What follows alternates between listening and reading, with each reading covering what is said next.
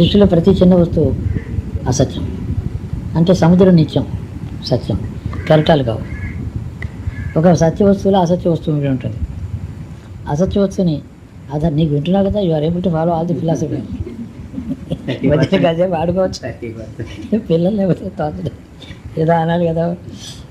అసత్య వస్తువు అంటే the wave is untruth, sea is true.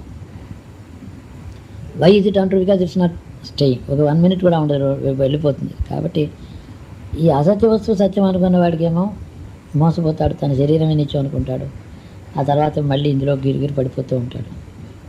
అసత్య వస్తువులని సత్య వస్తువులు అనుకునేవాని వలె వాటిని ట్రీట్ చేయడం, వాటి ఎందు శ్రద్ధతో ఉన్నట్టు చేయడం ఆ పని. అశ్రద్ధతో, అసమర్థతతో, అశ్రద్ధతో చేయక శ్రద్ధ అది సత్యమైన వస్తువుని నమ్మిన వాని వలె చేయడం, దాన్ని యోగం అంటారు.